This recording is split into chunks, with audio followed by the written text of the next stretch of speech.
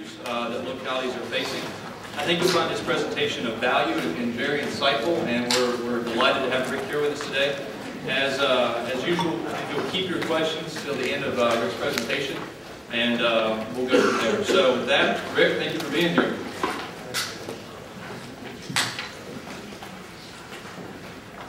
Well, thank you very much. For those of you wondering where Franklin County is, if moonshine capital of the world means anything to you, that'll help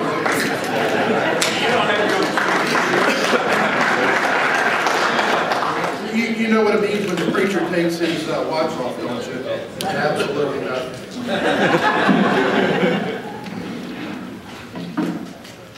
Let me start by reading a quote that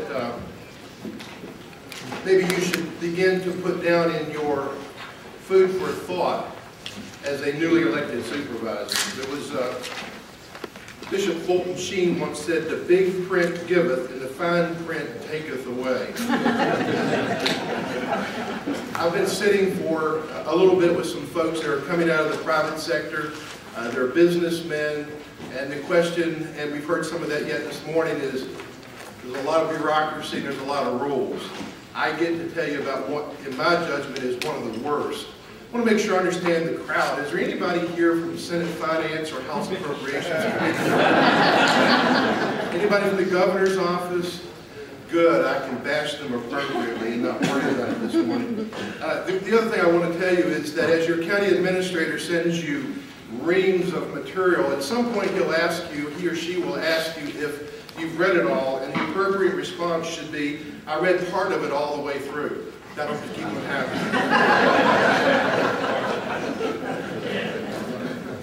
I was asked to speak on human services, and it's one of the toughest areas of local government, to be honest, because there are no easy answers, and most of the questions are really complicated. Many of you will simply look at your staff at some point and say, "Just answer the question." And this one does not have a lot of the easy answers by any stretch. Let me talk just a little bit about what CSA is. You're going to hear acronyms out the ears this weekend, and we'll probably have a test on acronyms before we leave, which we will all fail at, even those of us that have been in it for a long time. Comprehensive Services Act is a 1993 Virginia law that provided for the pooling of funding streams from a number of different agencies. The purpose of the act, they have this really nice sounding, high-quality, child-centered, family-focused, cost-effective, community-based services to high-risk youth and their families. And I've got the CSA website linked there for you. You can go to that website and learn a little bit more about what it really is. Now let me pause here by saying a lot of what I might have to say about CSA is pretty negative, because from a funding standpoint, it is a disaster for local governments. From the service that it provides to children at risk, don't get me wrong, it does a lot of good. And so the balance for CSA is those of us that are always looking at the dollars get called the bean counters that don't have a heart. And there are those that say simply do what's best for the kids no matter what it costs. And somewhere in the middle, those two have to meet. CSA is one of those few government services that are what's called sum sufficient. You're going to have to pay whatever that bill is. Much of it is court ordered, much of it is mandated. A lot of it will come to you in foster care services, care for children in foster care. If your foster care numbers are rising, you're going to pay whatever the bill is. You're going to pay your share of it, and you're not going to have a lot of control over it. Anybody feel frustrated yet? Well, just wait. There are two basic components of CSA from an operational standpoint. Your local government should have, although they just did an audit statewide and found a couple of communities that did not, and they're in trouble. But most of you are probably okay. You'll have what's called a community policy and management team made up of at least one elected or appointed official, and then there are required agency heads. Now the CPMT in a nutshell looks at the finances. Are the recommendations for services financially feasible? Are we spending the dollars as wisely as we can, given that we have to do something about this child? We have to provide this service. Now, one of the things I want to say to you, and I'll use an example without naming names, if your staff is not paying really close attention to CSA, you ought to go home and ask them, how much attention are you paying to it? And you need to listen very carefully to the answer to that question. Not that folks weren't paying attention, because there are so many gray areas in the Comprehensive Services Act, but a locality not too far from me recently got audited by the state auditor who claimed that they owed them $7 million. The locality owed the state back $7 million in payments that were made that were later deemed to be inappropriate, did not meet the regulations as they stood. Now, I think that's going to get settled for a lesser amount, but it had to do with, you've got folks in the school system spending this money, you've got folks in your community services board spending this money, you've got folks in your Department of Social Services spending this money, you've got folks in the Department of Health at times spending some of this money, and you, the Board of Supervisors, are writing the check for the local piece of this, and if that money has been spent in violation of the state regulations on this, it will be the local government that has to pay it back. And that's the frustrating piece, one of the frustrating pieces of the CPMT. The CPMT takes recommendations from FAPT, Family Assessment and Planning Team. Again, back to the acronyms. FAPT is made up of the practitioners, the frontline case managers in your Department of Social Services, case managers or substance abuse counselors in your community services board, your mental health and mental retardation services in your community. It may be a truancy team in your school system. It could be your behavioral specialist or other kinds of folks working with at-risk troubled kids, trying to keep them out of foster care. Because once that kid goes into foster care for whatever reason, you're going to start writing checks. And so your locality is likely working very, very diligently to keep folks out of foster care. Quick story, we actually put some of the staff out of my office on the truancy team in the school system through an agreement and a relationship we have with the school system. Why? We're trying to keep those truant kids from getting in front of our juvenile domestic relations court judge. I don't want them in her courtroom. Why? If that kid goes into her courtroom and either parent tests positive for drugs, that child is going into foster care. She will take them out of the home because the parents tested positive for marijuana or any other substance abuse. So because of the prevalence of that in our communities, unfortunately, we do everything we can to keep those kids from getting in front of her and try to meet the needs of that family who's clearly in crisis another way. Putting a child out of the home, taking a child out of the home of the birth parents is not always the best service that can be provided for that child. And it's a challenge to do.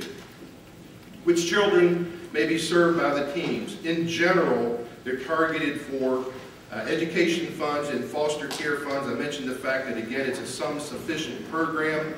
Most of the kids coming out of your school system are going to be special education children with what's called an IEP.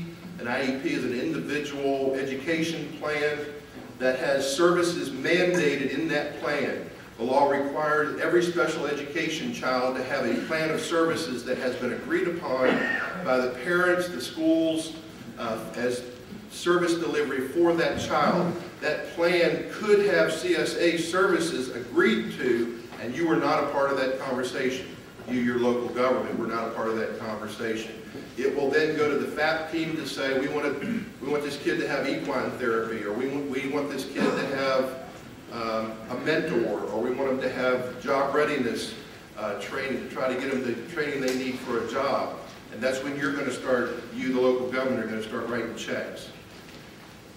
I've been doing this for 29 years, and I just used this email as an example. This was an email to my CSA coordinator a couple of weeks weeks ago. His name's Greg. Greg, can you remind me what the state-local split is of non-mandated money? Now, I won't get into a long discussion about what non-mandated is, but my concern is there's a pot of money out here for services called non-mandated that the General Assembly is talking about taking away from local governments as part of the budget cuts. For us, it's about $160,000. And I was trying to remember, if they pull it, what do I need to be planning for in my budget? Greg's answer was, it depends. And the answer, it depends, drives me crazy, so I know it drives you crazy. If you spend it on this, it's going to be one thing. If you spend it on something else, it's going to be a different reimbursement ratio. And so what he was trying to help me remember is there are no easy answers. It's not always a 60-40. It's not always a 70-30. It depends on what you spend it on. So when I simply say that to say, when you look at your staff and say, tell me again what the split is on CSA, the answer is going to be, it depends. And I don't want you to be frustrated by that. The same thing is going to hold true when I talk about Department of Social Services here in just a moment. Because every program has a different reimbursement rate on it. Every service they provide is in fact different. Why am I concerned? This is Franklin County's numbers, and we're not all that unusual. We've had 119% growth in our CSA expenditures since 2003 through 2010. There's probably very few, if any, other budgets in your local government budget growing that rapidly. When we look at level funding today, we're looking at cutting budgets. You're not going to be able, in most cases, to simply cut this one because it's sum sufficient. The best you can do is manage how you're spending these dollars. The state's encouraging us not to use residential treatment, but to provide these services in the community. Well, a foster care child that tried to set his foster parents on fire in bed are going to be difficult to treat in the community in many cases. And that's just one example, and I'm going to give you some more in a minute. These are severe cases of children in dire need of help. You're going to hear the words mandated, which are children in special education and children in foster care, and then non-mandated, which a lot of times will be foster care prevention or trying to keep a child. What is it that that family needs that would keep that home intact and keep from having to pull that child out? Maybe the parents don't know how to parent. Maybe the parents simply need some relief. Maybe they need a mentor coming into that home every afternoon and working with that child. What is it that's needed? Maybe the parents are absentee, they're not home, they're never there. What is it that we can do? If we can spend, bean counter now, if we can spend $1,500 a month to keep a child out of foster care that's going to cost us $5,000 to $7,000 a month, then that's money well spent. And that's what I mean when I say let's talk about how to manage the program, how to manage CSA. I won't get into this a lot, but here's 3 examples from our community. 10-year-old autistic special education student. He has an $80,000 a year placement. It's sum sufficient. We're going to pay that bill. He was diagnosed with a long list of problems. These children are very troubled. I don't want you to leave here today thinking that that's just a giveaway program or a category that we're just throwing money away. These are very troubled youth. I sit on the CPMT in our community, and I will tell you it's the worst meeting of my month. It is a monthly meeting. It is the worst because I leave as a parent feeling terrible at how troubled some of these young people really are. Another one was a 16-year-old male diagnosed with Asperger's, amongst other things. He is a $59,000 a year client. He's been in 3 different foster homes. He's been abused by his foster parents.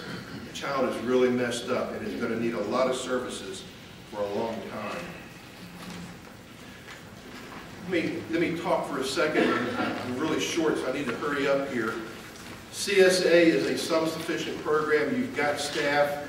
Make sure that you go home and talk with them about, are they managing it? Because if you leave it up to the practitioners to decide what these children need with no financial oversight whatsoever, if you've got 60 cases on your desk, you're going to put that child wherever it's the easiest to get him into so you can get to the next case. They don't always have the time that it takes to really think through what's the least expensive way of providing the service that that child needs. I may just put him over there even though it's more expensive because I've got 59 more that I've got to deal with. Somebody's got to be overseeing that and working all the time to say, are there other avenues, are there other options? Social services departments, if I can, because the topic was human services, if I could touch on that just very briefly, it is a complex funding based on federal, state, and local streams coming into your local budget.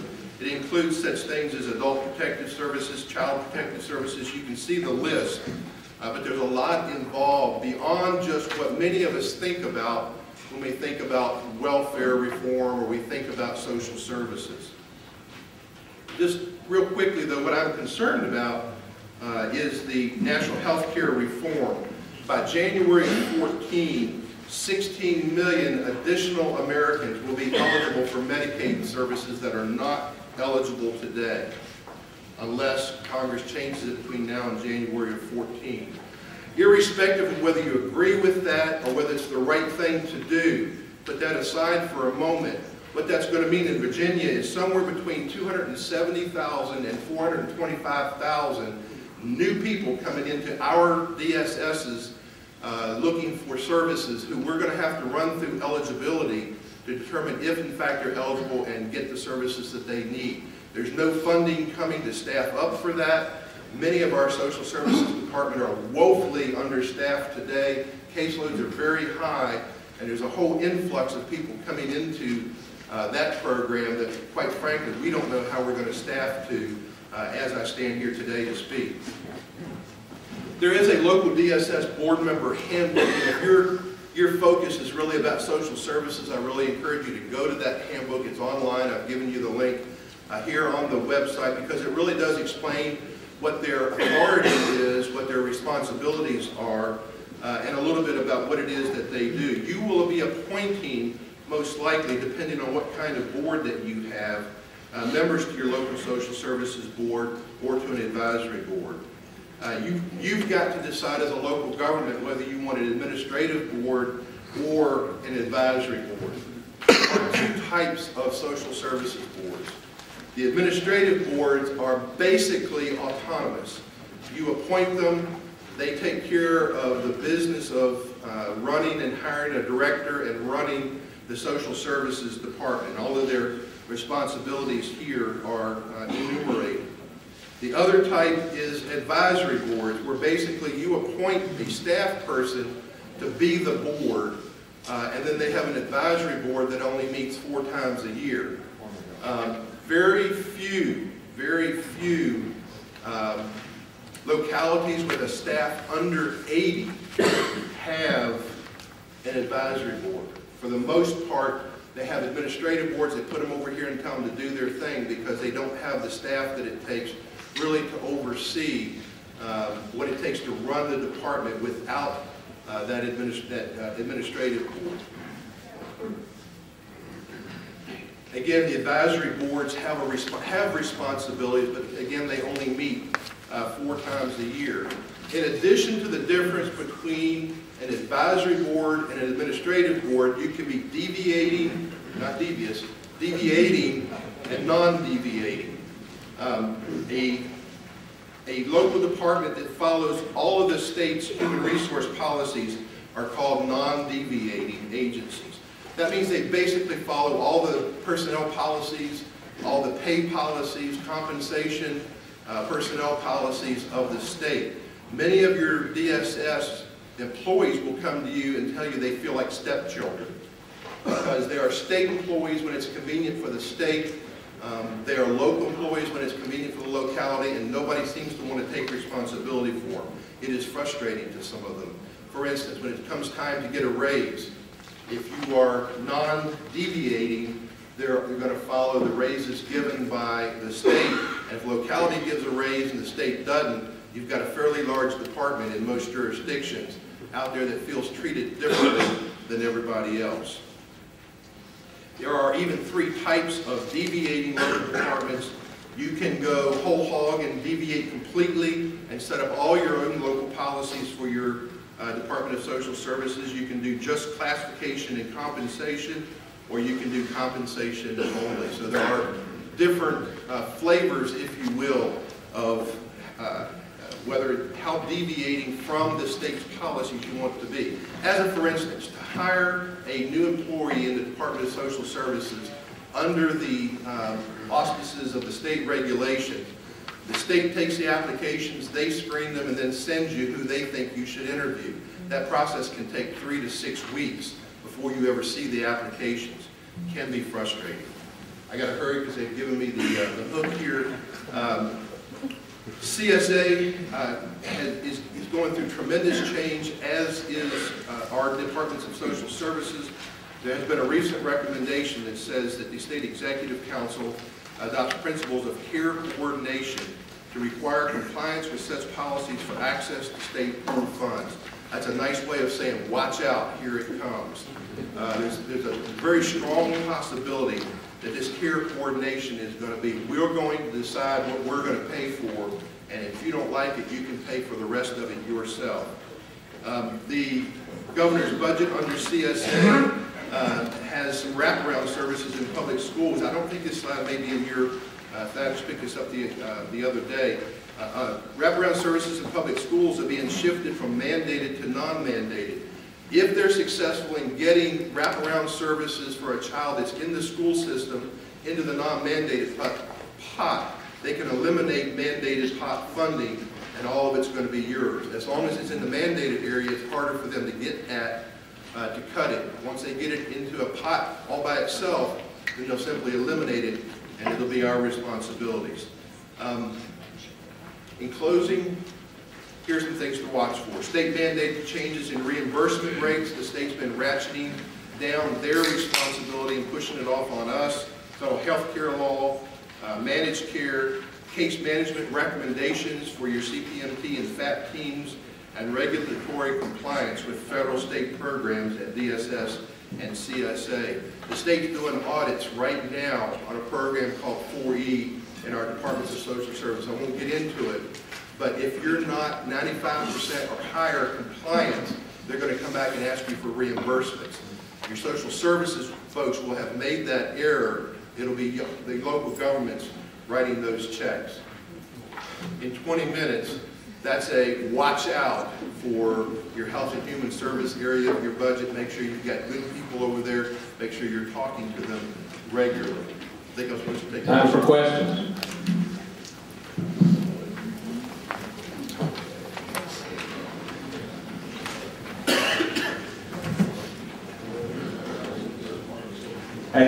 I'm David Ross, Spotsylvania County. We depend on volunteer firefighters to help us with our fire budget.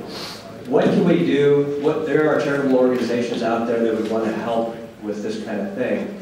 Are there avenues in place or methods in place where we can get children help through volunteers? Yes, there are. It's a great question. Your FAT team, well, your CPMT can set it as a policy and direct your FAT teams to look at service delivery by folks other than just paid providers. Now, there are lots of hurdles to cross, as you might imagine. There's confidentiality rules, there's going to be liability rules of sending someone in who's not licensed and insured to work with a child under the age of 18 should anything happen. So there's hurdles to be crossed, but there are some programs out there that are pretty effective. There are some models. If you want the poster child for CSA, it's probably Hampton. The city of Hampton has done a great job of late, the last couple of years. But I guess the answer to your question is yes. Any other questions? Any other questions? Final word? If I don't do anything else today, I would say to you that very few people under CSA, the fact that folks don't understand it, it's one of the bigger dollar departments in your budget, and you need to make sure you've got good people paying real close attention. Don't let it just assume that it's taking care of itself, or you'll be that locality that's got a $7 million reimbursement to pay back. Thank you all very much.